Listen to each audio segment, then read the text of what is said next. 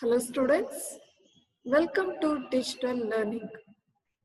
I am Shubha Hiremat, Assistant Professor of English, Government First Grade College and PG Center, Dharwad.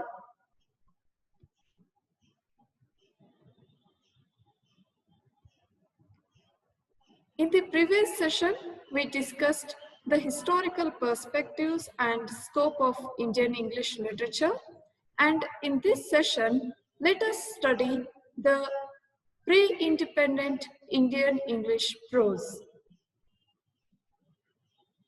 Indian English literature from 1800 to 1970 is, broadly speaking, a development from poetry to prose and from romantic idealism to realism and symbolism. It was in Bengal that a literary renaissance first manifested, but almost immediately afterwards, its traces could be seen in Madras, Bombay, and the other parts of India. From 1850s to 1920, we witnessed the development of English prose by the Indian writers. Biography, autobiography, essays, criticism came to be written. The causes of the development of Indian English prose were the desire to rediscover the Indian past and the desire to be aware of the problems of the day. We all very well know that it is with the introduction of Western education in India, many young scholars, they revived the ancient Indian literature and tried to express their thoughts and feelings in English language. Through their writings, they expressed a strong wish to rediscover the Indian past and revive the glory of the history of India. And the second one is, there were many social and economic problems faced by the Indians during British rule, and they want to bring awareness among the people to solve such problems. The major prose writers were Rajaram Mohan Roy, Ramesh Chandra Dutt, Bankim Chandra Chatterjee, Gopal Krishna Gokhale, Rabindranath Tagore, Sri Aurobindo, Swami Vivekananda, Mahatma Gandhi, and Jawaharlal Nehru, and many other prose writers. Rajaram Mohan Roy. His essay, A Defense of Hindu Theism, is the first original publication, and it is expository prose in the history of Indian writing in English. Rajaram Mohan Roy was the greatest social, religious, and cultural reformer of the time. The son of a rich landlord, he studied Arabic and Persian at Patna, Hindu theology and philosophy at Banaras. He knew many European languages and had read the Bible in Greek, Hebrew, and Latin. He is a polyglot. He wrote in Bengali, Persian, and Sanskrit in addition to English. In 1828, he founded the Brahmo Samaj, a reformist Hindu movement. He fought for women's rights and led a movement against sati. His articles for the Indian English literature are also for the social reformer is the practice of burning widows alive, and his address to Lord William Bentinck played a big role in framing legislation to ban this cruel custom. He wanted to modernize India and realize the importance of knowing English. He is a great Indian master of English prose, and he was a master of two styles. One is lofty and unimpassioned for his positive philosophizing, And the second one is the biting and hard hitting in controversy with Hindus and Christian missionaries. The next prolific prose writer of pre-independent India is Bankim Chandra Chatterjee.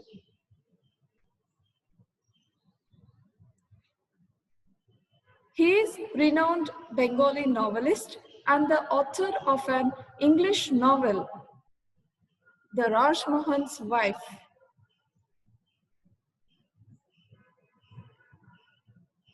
Bankim Chandra Chatterjee also wrote essays in English on the Hindu festivals, philosophy, Vedic literature, and Bengali literature.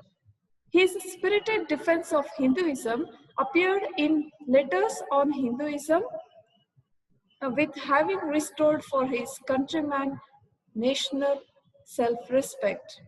The scholarly work of the poet Ramesh Chandra Dutt in his history book,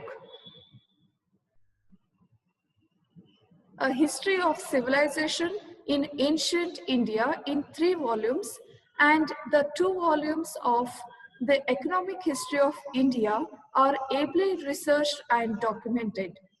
His work, 3 Years in Europe, 1869 to 1871, is a fine travelogue with picturesque detail. His The Literature of Bengal is a good survey which concludes with a chapter on the impact of Indian ideas on Indian life and thought. The next writer is Surendranath Banerjee. He is one of the most powerful orators of his times, pledged himself to the political uplift of his countrymen. His autobiography, A Nation in the Making, being the reminiscences of 50 years of public life, traces the growth of the national movement. Banerjee showed himself of the impassioned prose.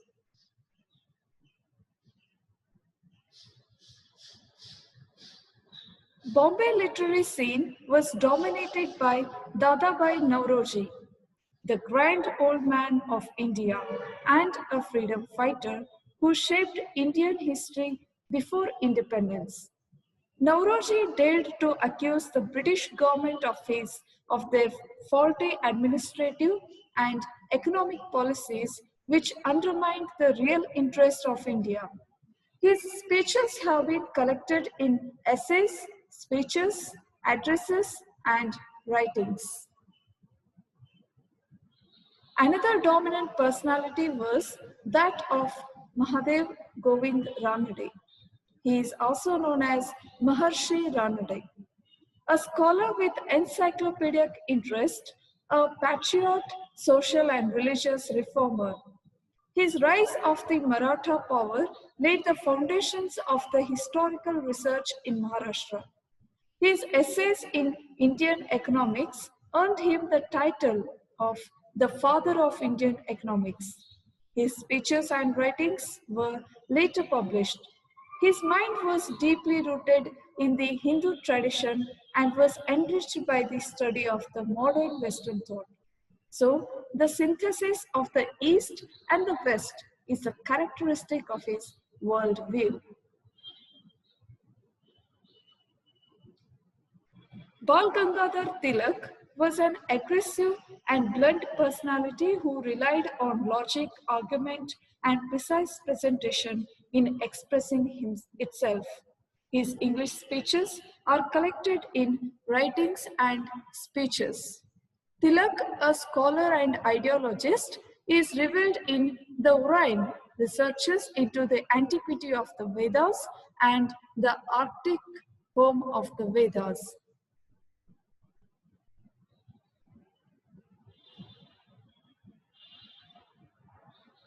The trio, Tagore, Aurobindo, and Vivekananda, produced the most noteworthy prose. Rabindranath Tagore's prose writings were essentially lectures. His first lecture was delivered at Howard University in 1913. Tagore, in his lectures, gives a clear exposition of his philosophical position. He considers the individual's relation to the universe, the problems of evil, and the way to the realization of the infinite through love, action, and beauty. A conducted tour in the USA in 1916 yielded two more collections of speeches, Personality and Nationalism. The 10 lectures collected in Creative Unity give an analysis of the East-West relationship. The Relation of Man comprises a series of lectures delivered in Oxford at Manchester College. The theme is the divinity of man. Tagore's prose in English reveals him to be an internationalist and a humanist, preaching the gospel of harmony between man and man and nature, man and God. Though his thoughts are derived from the Upanishads, Buddhism, Vaishnavism, there is a ring of personal conviction in his words. Swami Vivekananda wished to bring home to the West the true nature of Hinduism. His works also consist of his speeches. In his lectures abroad, he stressed the essential unity of all religions and gave an exposition of Vedanta. He preached that India had to rediscover her true religion and rid herself of superstition and meaningless orthodoxy, and also European materialism. He drew analogies from science when he spoke and exhorted his countrymen to attain union with the divine.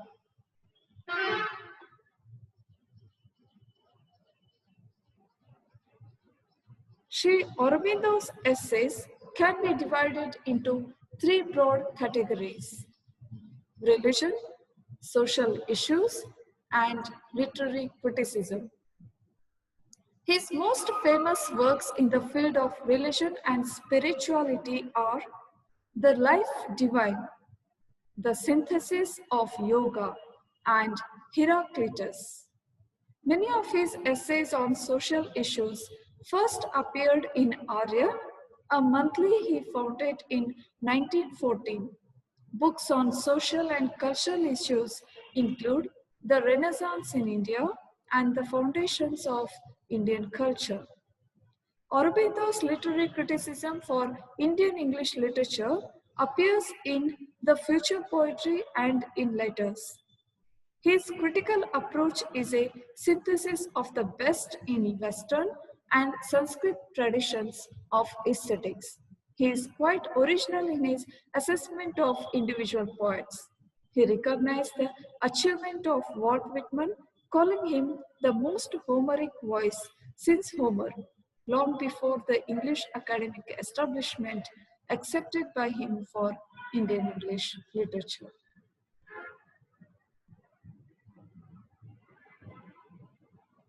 If the second phase of Indo-Anglian literature was dominated by Bankim Chandra Chatterjee, Tagore, Aurobindo, and Dutts, the third phase of literature was dominated by Mahatma Gandhi. Mahatma Gandhi's English writings fall in three periods. The first one is his early London experience, where he wrote essays on subjects like Indian vegetarianism, foods of India, some Indian festivals. And the second one is the South African period, when he showed himself good at argumentative prose, campaigning for the cause of the African Indians. And the third one is the period in India when he returned from South Africa and started two journals, namely Young India and Harijan. But his autobiography, My Experiments with Truth, translated by Mahadev Desai, is the most outstanding. Some of his lectures in English, for example, the Banaras Hindu University speech of 1916, the speech at the trial of 1922, his English articles, in his journals and letters showed Gandhi solidly grounded in the ancient Indian tradition. He possessed a profound moral earnestness which enabled him to rediscover the ethical values of Indian tradition. He applied his findings boldly to the political and social realities of the colonial India, and the influence of Gandhi is seen in Indian English literature, not only prose but also in novel writing.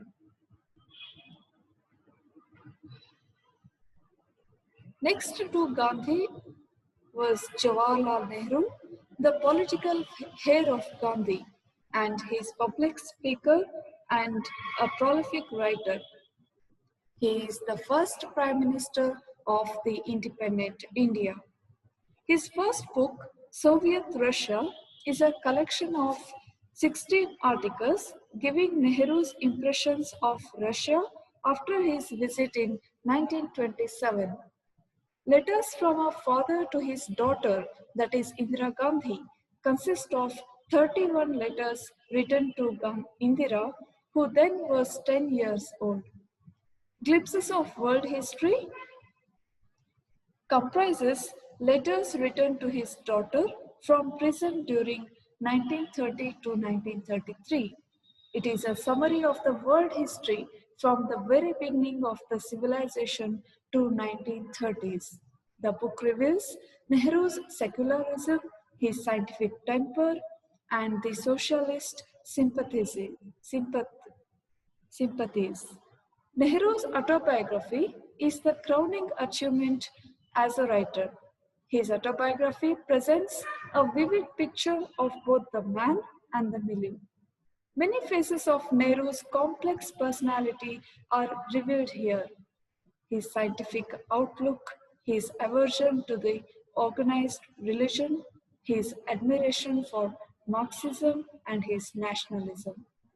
It also reveals Nehru's emotional and imaginative nature and his aesthetic sense. Nehru's sincerity, objectivity, and his capacity for self analysis are also found in his autobiography. Thus, the Indian Renaissance of 19th century produced prose of many types, and the two most prominent were historical political and religious cultural prose. They wrote on various subjects, and that can be divided into historical political and one side religious and cultural. The speeches of Vivekananda, Tilak, Gandhi, and Subhash Chandra Bose, to name only a few, shaped the destiny of modern India and also the destiny of English literature in India. Gandhi's Indian Home Rule or Hind Swaraj was written in an indigenized variety of the English language and challenged successfully the hegemony of Standard English even before the major trio of Indian English novels, that is R.K. Narayan, Mukraj Anand, and Raja Rao. With this, I will conclude my session, and in the next session, we will discuss the poetry of pre independent Indian English literature. Thank you.